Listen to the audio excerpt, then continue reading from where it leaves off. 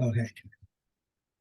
He used to say, a father merits a son with beauty, with physical strength, with material wealth, with wisdom and Torah, and with years. And regarding the number of generations that is before him, for that is the time set by him. As it is stated, he proclaimed the generations from the beginning.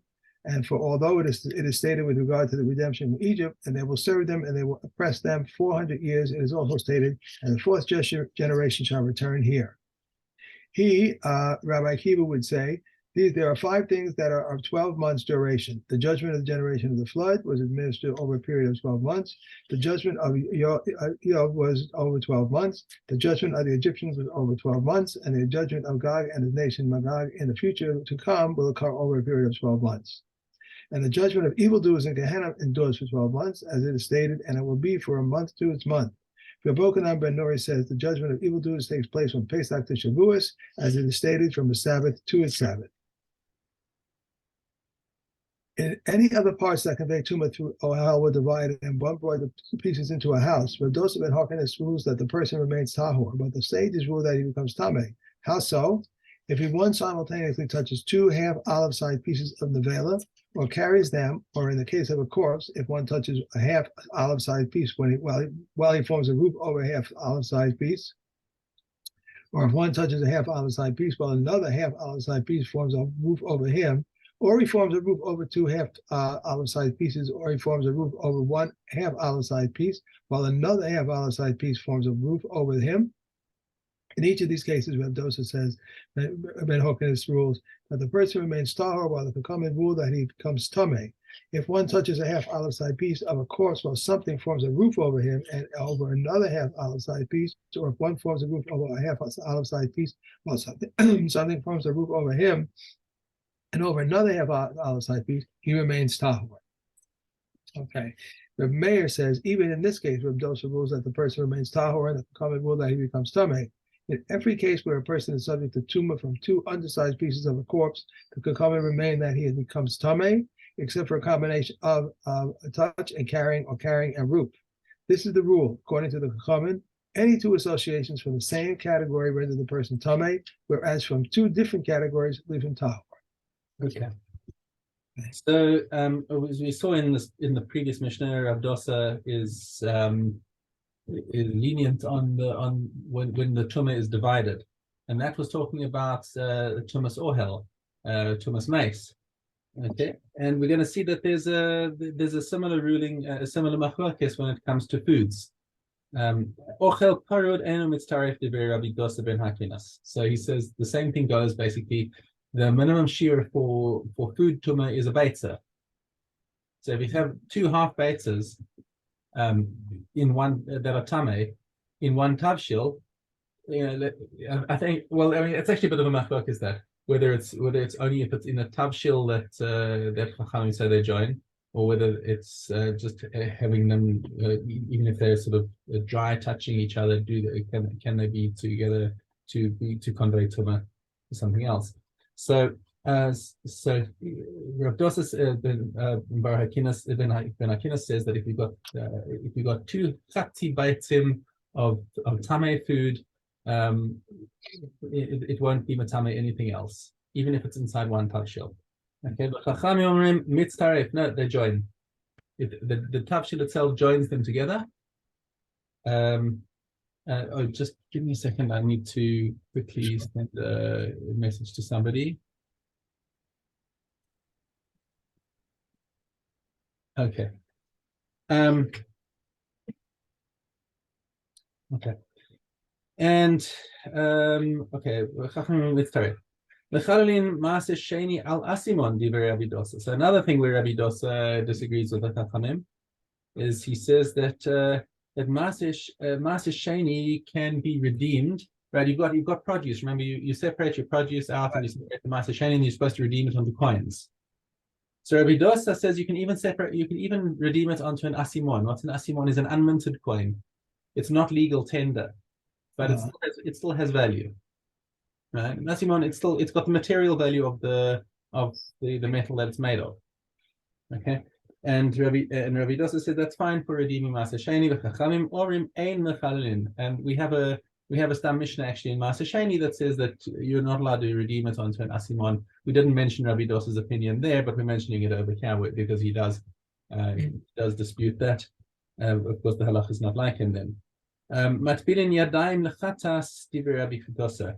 So Rabbi Dosa says that, you know, we've got the situation with hands. Hands are a unique situation in halacha, which Rabbanan said that as soon as you lose your concentration on your hands, or your hands become tameh, or if your hands touch something like a tameh liquid, your hands can become tameh independent of the rest of your body.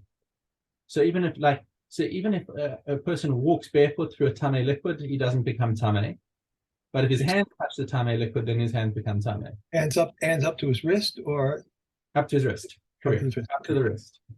Exactly. So all of that is so they declare the tumah shnia on hands. Okay. And in order to get rid of that, all you need to do is to do natilas yadayim. That's what they did for truma.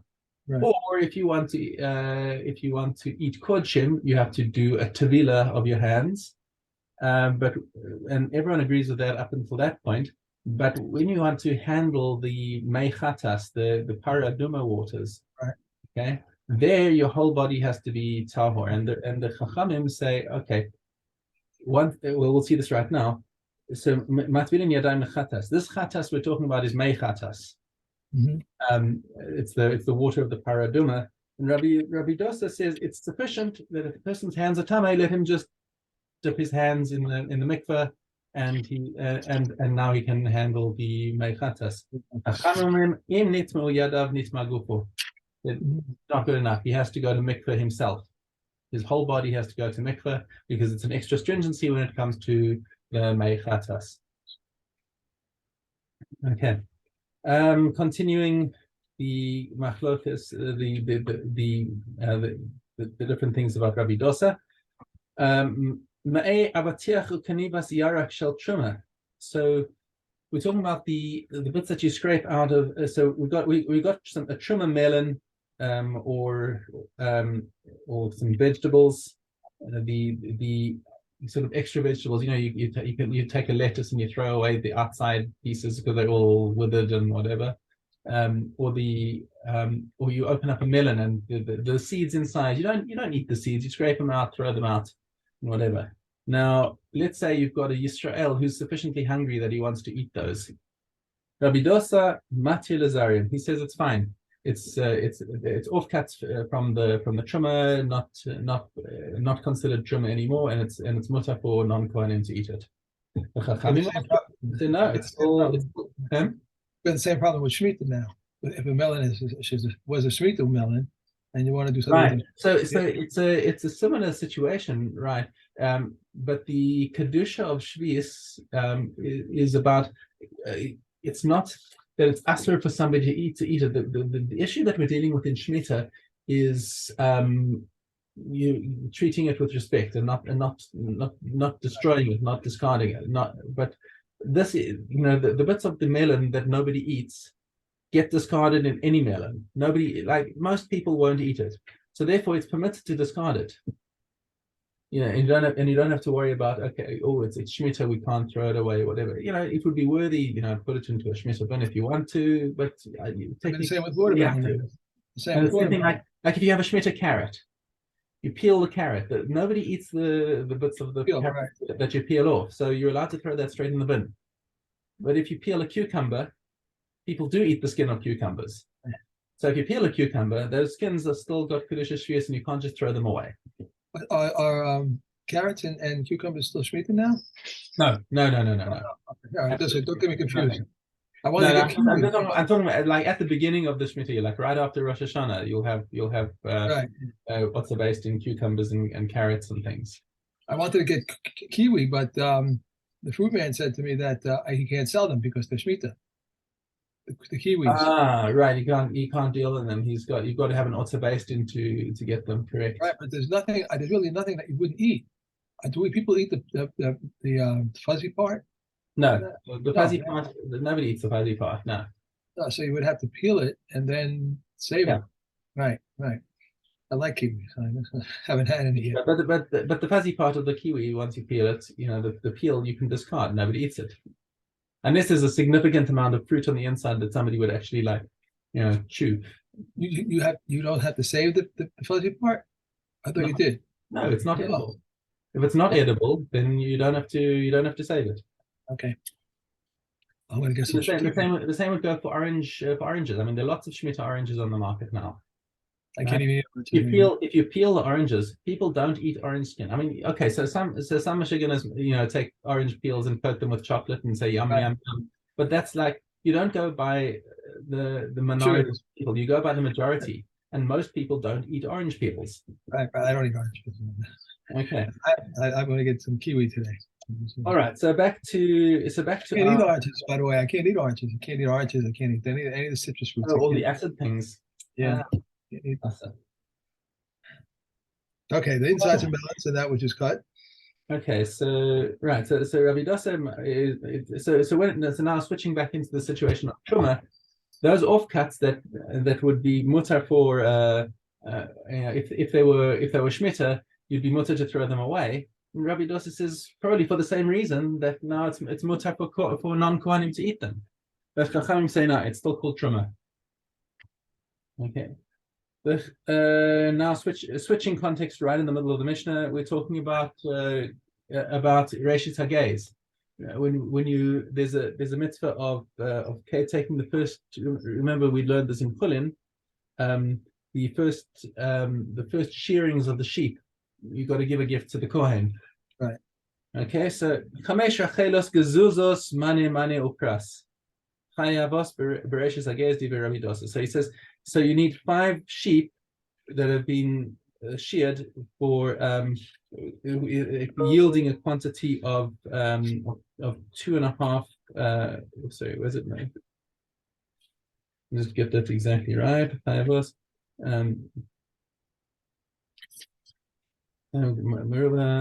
so it says Rabbi Dosa, even five ewes only have to give a gift to the Kohen if they if each of them yields a weight of a maneh and a half, which is 150 dinars, so about 600 grams. Anything less than that, then that is not called a gaze. So that's Rabbi Dosa. It doesn't matter how much they yield. If you're sharing 5 sheep, you got to give a gift to the Kohen, no matter how much they yield. Okay, and again another Rabbi Dosa Mishnah. So chotzalos is talking about reed mats. Right.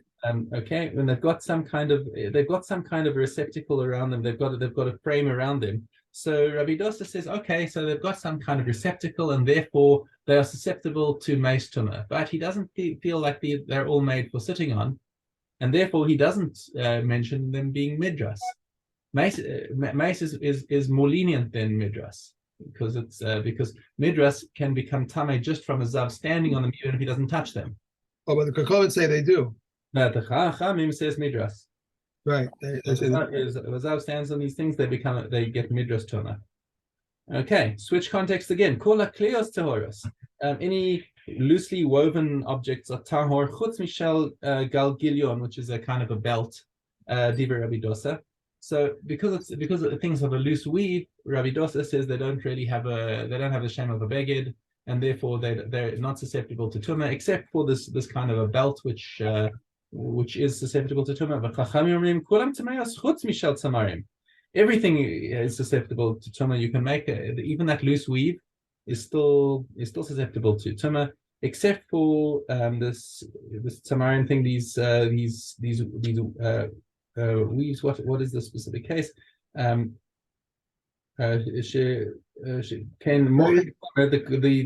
you want to give me a. It says here.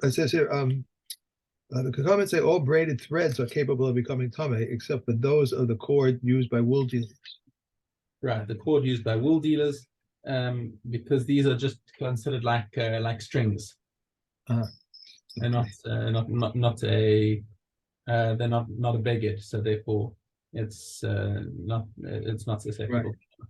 Right. Okay. And that's it for now. Let's go back to Aleph base. Okay. Shammai says Kala is due from one kav, but Hillel says from two kavs. And the comments say neither in accordance with the words of this one, nor in accordance with the words of this one. Rather, a kav and a half is liable to Kala. And when the units were increased, they said 5 revayim are subject to Kala.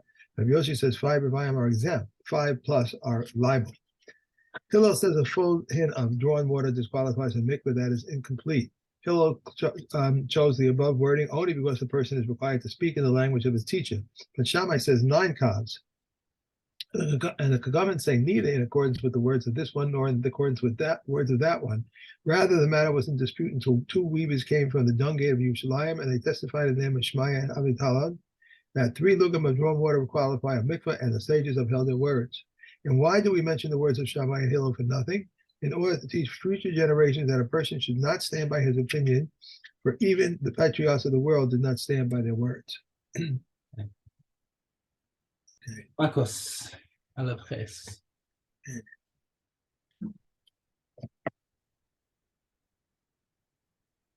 You say Marcos? Yeah. Why is it in here? Here it is in the back. That's fine. How to keep them in order. Okay. Base Aleph. Aleph Ches. Marcos. Okay. Sorry.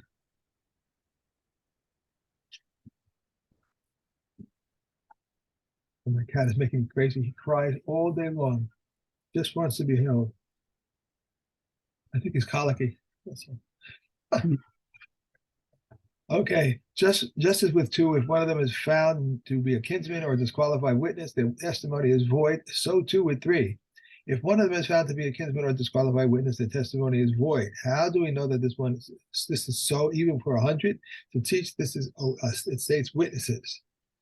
Said Rabbi Yossi in regard to what is said in regard to capital cases, but in regard to civil cases, the testimony is established through the remaining witnesses. The Rebbe says both in civil cases and in capital cases, but only if they wanted them. If they did not warn them, what should 2 brothers do who saw someone commit a murder? If two saw him from his window and 2 saw him from that window, and one in this middle window warned him, if some of them saw each other, they are then 1 set of witnesses. If not, there are 2 sets of witnesses. Therefore, if one of them is found to be his own woman, both he and they are executed, and the second is exempt. Rabbi Yossi says they are not executed unless his 2 witnesses warn him, as it is said by the testimony of 2 witnesses. Another explanation by the testimony of 2 witnesses that a Sanhedrin should not hear testimony from the mouth of an interpreter. If one was sentenced and fled and then came before the very same court, they do not overturn his sentence.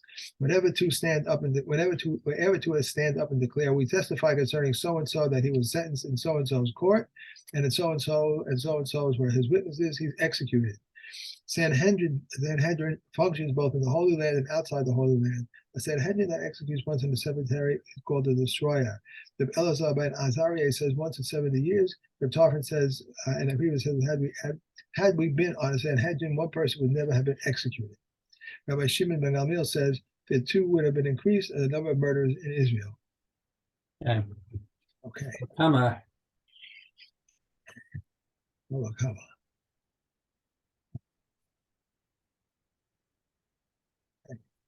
Okay, Yud Vav.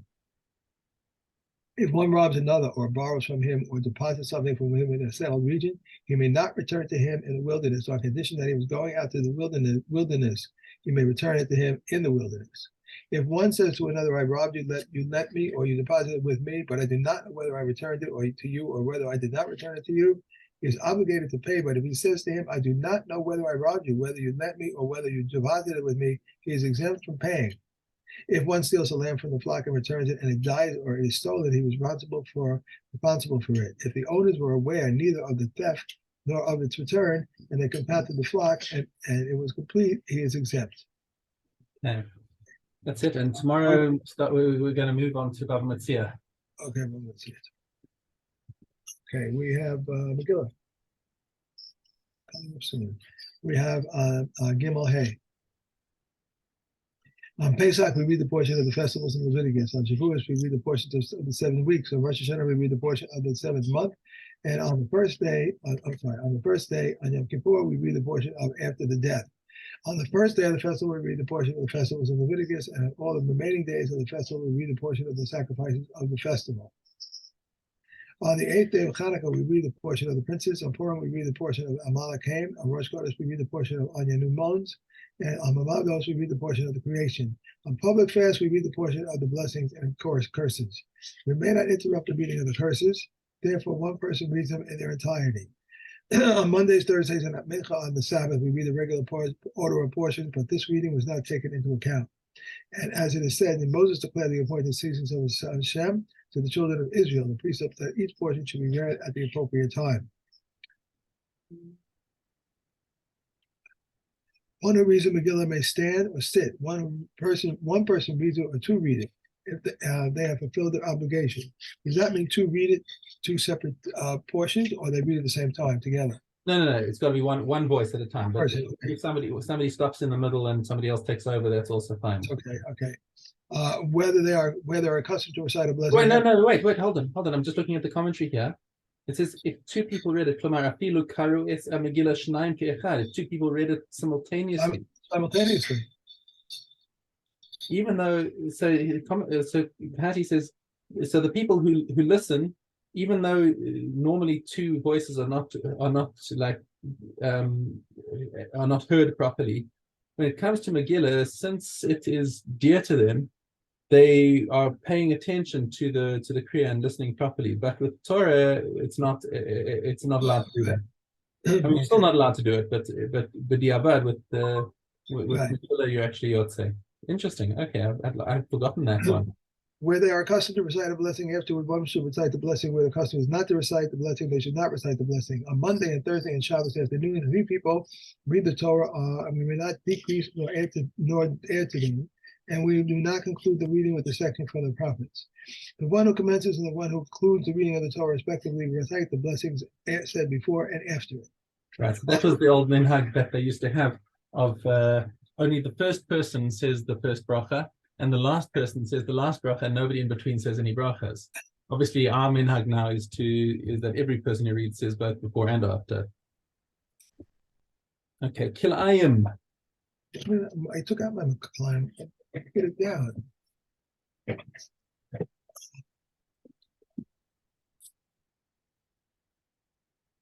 on, don't do that. I know I put it down.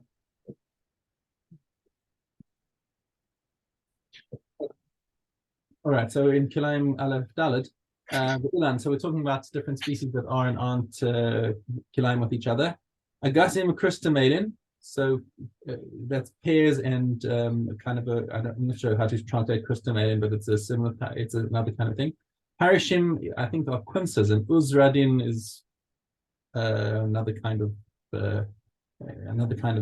similar fruit. Einam Kilayim Zebazeh, so they're not Kilayim. Hatapuach v'chazrad, apple and chazrad, whatever chazrad is. Parsakim hashkedim, so peaches and almonds. Shizafim v'rimin. Apple, pisha, domin, zilazeh, kilayim, zilazeh. Even though they're similar, now you think about almonds and peaches, they've actually got that similar kind of pip. They look very similar, but nonetheless even though they look similar, they are kilayim. Hatznon v'nafutz, that's the radish, and nafutz is also kind of a radish which is similar. Chardal v'lafsan, mustard, and lafsan is a wild mustard. The last Yavanis im hametris remutza, Greek good with Egyptian good, and remutza is another kind of a good. Even though they are similar, they are nonetheless considered kilayim. Zev v'kelev, wolf and dog. Kelev v'kufri v'shual, the wild dog and the fox. Izim v'tzvayim, a goat and a tzvi, a deer. Hayaelim v'harachelim, sheep and and a yael is also kind of a wild antelope. a sus v'aperid, a horse and a wild donkey. A perid v'chamor, and the wild ass and the donkey. Hachamor v'ha'arod, a donkey and a mule. Afal pishadomin ze lezeh, even though they look similar to each other, kilayim ze b'zeh. So all of these are considered kilayim with each other. Okay, and those are our 3 Mishnahs for the day. I'm sorry, I just don't happen to it. All right. Okay, Yeah. Kalim. Kalim. We're in Yud Beis Hey, yeah? Yes. A nail that one prepared in order to unlock and lock with it is tummy, and one that is made for surveillance is tahu. A nail that one prepared to order in order to open a barrel with it, Rekiva rules a tummy, and the sages rule the tower until one hardens it. The bar of a money changer is tahor, but Reb Zadok rules a tummy. There are 3 things that Reb Zadok rules tummy and the sages rule tahor: the bar of a money changer, and the chest of bean grinders, and the pin of a sundial. Reb Zadok rules them tummy, and the sages rule them tahor. There are 4 things that Rabbi Gamil rules tummy, and the sages rule tahor: the metal cover of a tent belonging to the householders, and the hanger of strings, strigos, and unfinished metal utensils, and a tray that's split into 2. But the come agree with Rabbi Gamil in the case of a tray that's split into 2 pieces, one large and the other small. The large is tummy, the small is tahor. A dinner that became disqualified and one prepared it in order to hang around a girl's neck, it's tummy. Likewise, a teller that became disqualified and one prepared it in order to weigh it with it, is tummy. To what degree may a seller become disqualified and it will be permitted to keep it up to 2 dinners? Less than that, he must cut it up, and that's it. That's it. Yeah. I have to go searching for my calendar. So